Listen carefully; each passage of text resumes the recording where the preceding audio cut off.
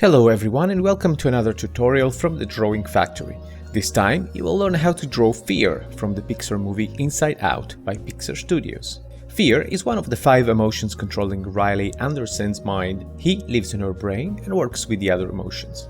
For this tutorial, I used the drawing software Sketchbook Pro, but you can use whichever software you are comfortable working with, or you can do it simply using pencil and paper. There's really nothing too fancy with using a drawing software, it's just a convenient way for me to draw on screen and record this tutorial for you. In this very first step, I'm showing an incredibly useful technique to reproduce with high fidelity one image you might want to use as a reference for your drawing. I call this technique the Smart Grid technique. You might be familiar with the idea of using a grid on the original drawing to use as a reference to then reproduce the original drawing as closely as possible. And that technique definitely works. However, I think that my Smart Grid is a better version of this traditional technique. Basically, you draw a series of reference lines directly in contact with certain elements of the original drawing, instead of just drawing a random square grid on it. The main advantages of the Smart Grid are that you can draw less lines than a normal grid, and those lines are going to guide you with extreme precision on where to position the various elements of the drawing. You can see here how I have drawn the Smart Grid on the reference image I used in such a way to pinpoint features such as the size of the head, the position of the arms and hands, and so on.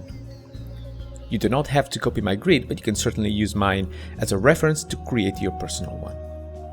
So here you can see how the Smart Grid looks without the reference image underneath. I know it might seem a bit confusing, however, once you've gotten used to it, you will never go back to using the traditional old school grid.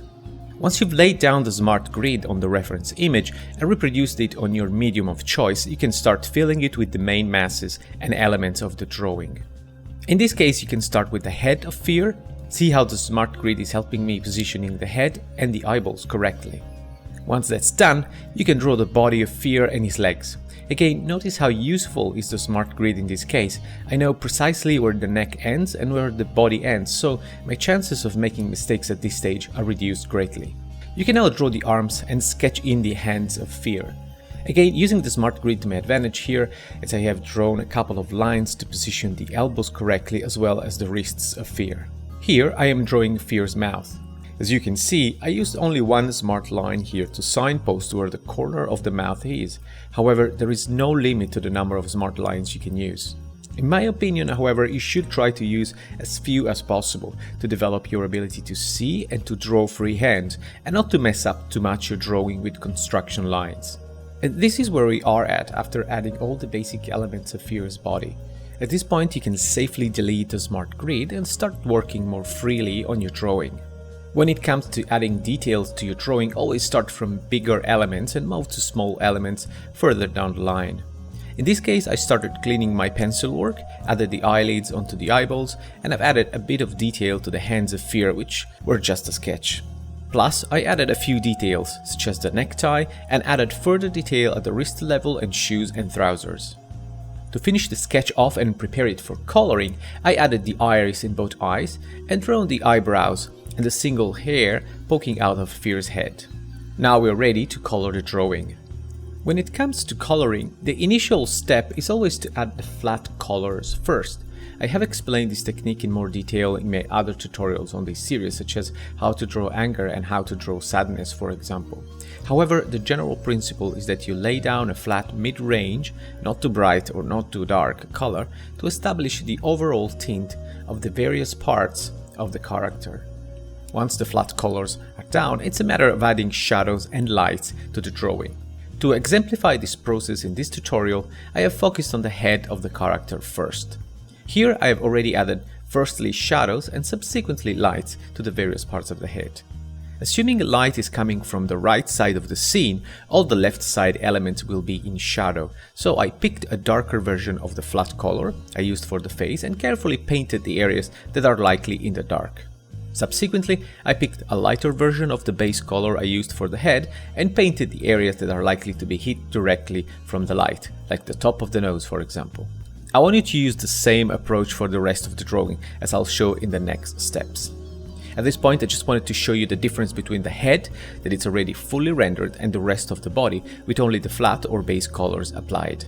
As with the head, for each color and body element, pick a darker version of the base color and paint the shadows in. Use your intuition and the reference image to achieve a consistent result. Once the shadows are painted in, take your time and add the lights, making sure to hit all the spots that are likely hit directly by the light, for example the fingers, the nails and the belly, and so on. Only when you're happy with the rendering, you can start adding the various surface details that are going to take this drawing to the next level. I used several of the features offered by Sketchbook Pro in this case to achieve the effects you can see here, for example on the sweater or on the sleeves of the shirt. I used a combination of special paintbrush tips that I customized myself to achieve the final result. In your case, it all depends on the medium you're using, so it's really up to you at this point. Before coloring the eyes, I decided to hit the character with some darker shadows and small details and some lighter lights. I've also painted the teeth, but overall made sure that the painting is looking nifty at this point, so I curated some minute details. And there you have it, a glorious drawing / painting of the character Fear from the Pixar movie Inside Out. In this last step, really the only thing that I did was painting the eyes completely. I gave a bit of depth to the eyeballs by shadowing their bases and painted the iris and pupils. It's not difficult at all, and I'm sure that if you've been following so far, you should know how to achieve a similar result. I really hope you enjoyed this tutorial as much as I enjoyed making it for you.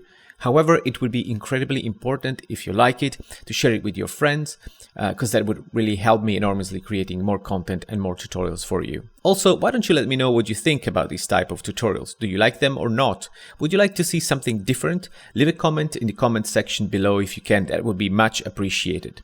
For this week is all from me, and I'll see you all next week with a new tutorial. And as always, thanks for watching.